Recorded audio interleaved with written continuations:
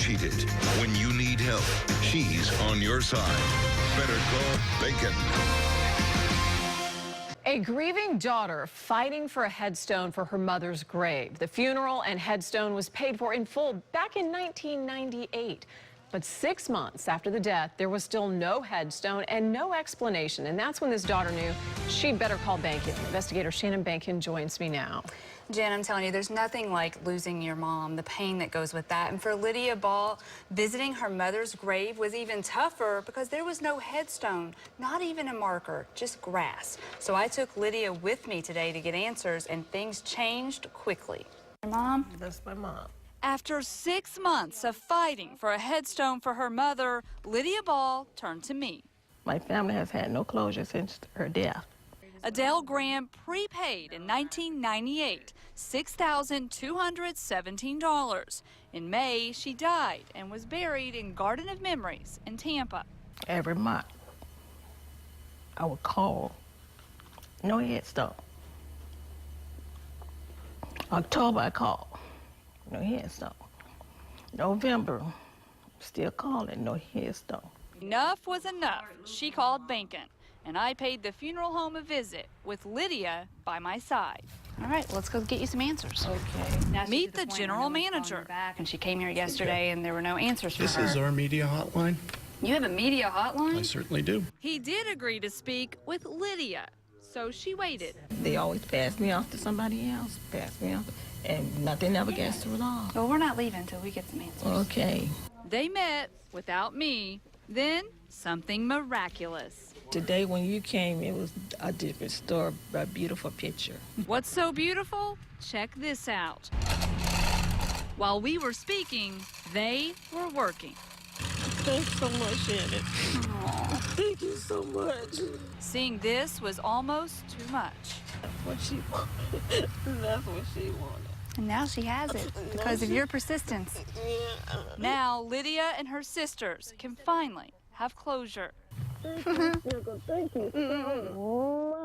Thank you. You're so welcome. I'm so happy for your family. Thank you. And we're still not sure what took so long. Lydia went to the cemetery just yesterday, and she says staff took her to the gravesite and told her they just didn't know where the headstone was. Apparently, though, as we found out there, it was on site because it didn't take them long to find it today.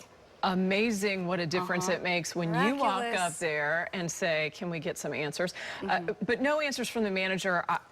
I kind of had the same reaction you did about the media hotline. Yeah, any answers funeral home from with that? a media hotline, but I called and they answered. It really was a media hotline, but they didn't have answers. They told me they needed a couple hours to get me a statement together. Then they sent me a one-liner that basically said, due to privacy concerns, they will issue no statement to media. So we may never know, but the important thing here is Lydia has what her family deserves. And her sweet mom, Adele, has the headstone she deserves as well. Yes. All right. Thank you very much, Shannon. If you have a problem that needs solving, call this lady. Better Call Behnken. The number is 1-855-BEHNKEN.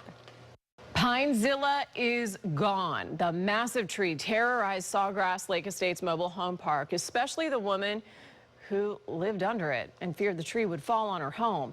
It's been leaning like that for a month since Hurricane Irma, and tonight Better Call Behnken gets some results. Investigator Shannon Behnken joins me now. I mean, I hate to say that your threats that you would call and call and call are what really tipped the scales here, but I guess can be annoying. Yeah, I guess the people didn't want to talk to you anymore. Yeah, well, it took a lot of persistence here, Jim, but tonight the tree's finally gone, so it's definitely worth it. And tonight these residents, I know that they will sleep a whole lot better.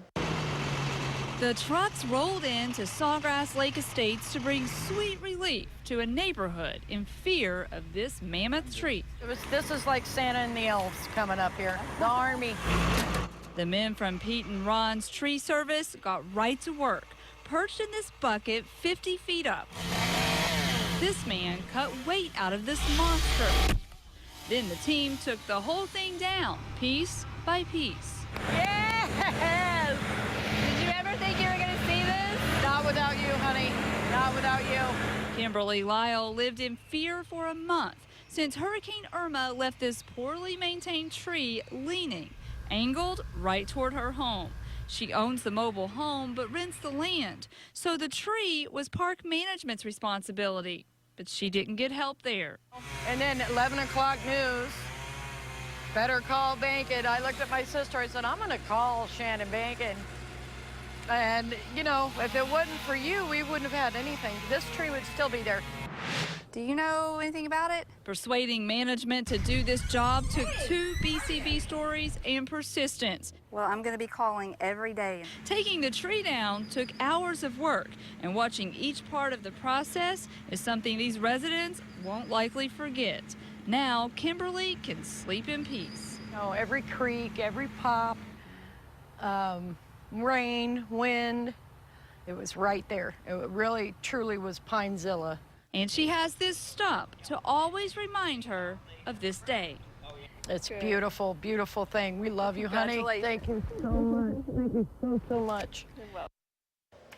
The company carted the tree away, and Kimberly tells me she plans to put a big flower pot right on top of that stump so she can remember it, and she's going to be very happy. I can imagine so. Talk about sleeping a little easier tonight. Did the management have any explanation for why this took so long, why there were so many delays? Well, they explained that there's a lot of red tape involved. They have to get bids. You know, there's all these company policies that they have to adhere to. They have to get bids. They have to, you know, look into all this red tape before they can do it. But they did seem like they cared today, and they really wanted to get rid of it today. So we're just happy that it's gone.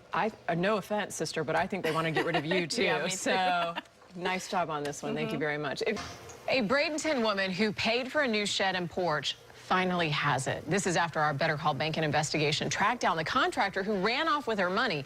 We found him in jail. And then his business partner at Ace Aluminum in Zephyr Hills stepped up to make things right, and that's when the customer knew she'd better call Behnken again.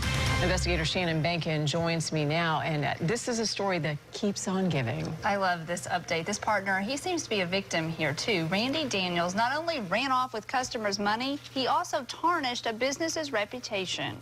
It's really amazing. What do you think? It is beautiful. This is your dream. Yes. That's what you wanted. I know. Shirley Babbitt can't stop smiling. She finally has what she already paid $5,200 for in February, a brand new porch and shed. Her husband, suffering from dementia, now has a shady spot to watch the world and stimulate his mind. I'm so happy. I'm just like ecstatic. My husband's happy. He's out there. What a difference 2 weeks and a Better Call Behnken phone call makes. Babbitt turned to me to make the drive to Zephyr Hills to find Randy Daniels of Ace Aluminum. He took her money and ran. I found him in jail for fraud on the company. I also found business partner Randy Schaefer. Ultimately, I'm the one that has to take responsibility because it's my license. Schaefer promised to finish Babbitt's job even though he didn't get paid. He blames Daniels for leaving him in debt. Schaefer delivered on his promise. This time we found him finishing up work at Babbitt's house. Yeah. Well, you kept your word, that's for sure. No, I didn't have any doubt. See, I mean, that's why homeowners should always have somebody who's a licensed contractor. Because simply stated, I mean, there was a permit for this, okay? And if I don't finish it up and get it all taken care of, I can't pull any more permits. Babbitt is thrilled to finally have space for boxes that were stored outside under tarps. And while she's still fuming at one contractor, she now has great respect for another one. Straight up, honest, and we even like teared a little together. As for Randy Daniels, I checked and he's still booked in the Pasco County Jail. Well, what about the money he took from other people?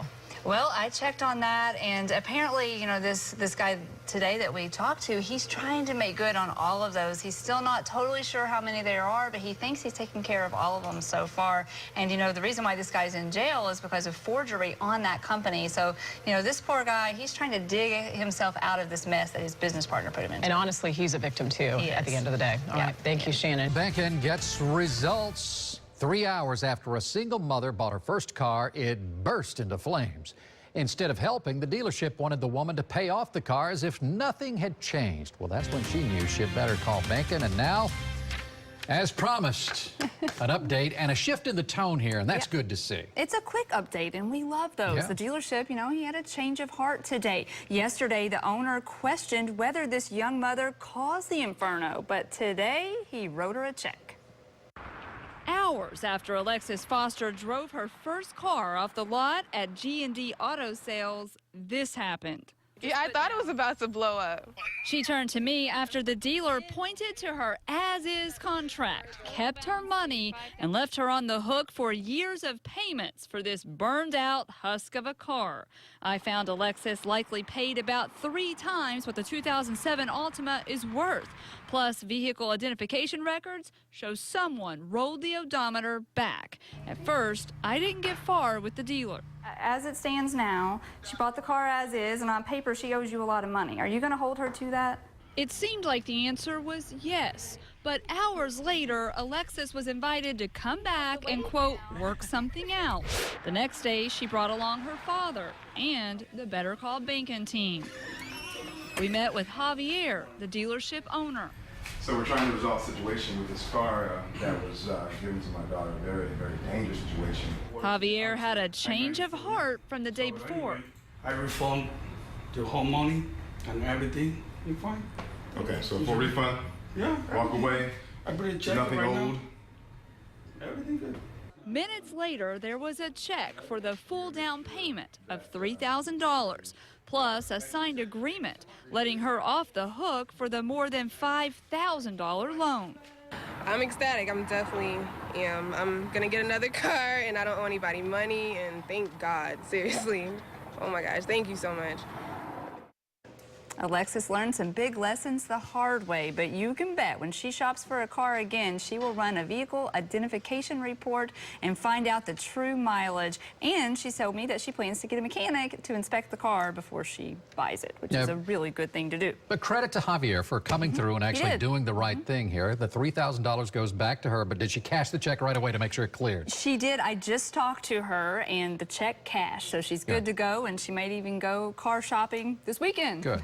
I wasn't doubting it. It was no, but just I did after call a trauma before like I came anyway. out here to give him credit. I did want to make sure. All right, good. Thank you, Shannon. It's a moment 6 months in the making. A paraplegic veteran whose car was hit by a truck is back on the road.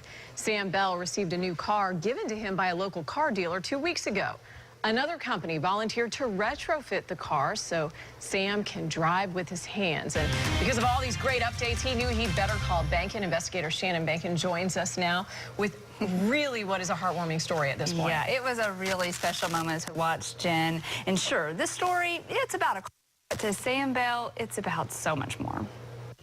That is one pretty car, ain't it? Sam Bell has a new car, the first one he's ever owned. It said your car's been hit by an 18-wheeler. 6 months ago, a truck barreled down Sam's street and hit his car parked in the driveway. I helped him navigate an insurance mess. And then weeks ago, mega car owner Billy Fusillo saw our story and donated this brand new Kia Soul.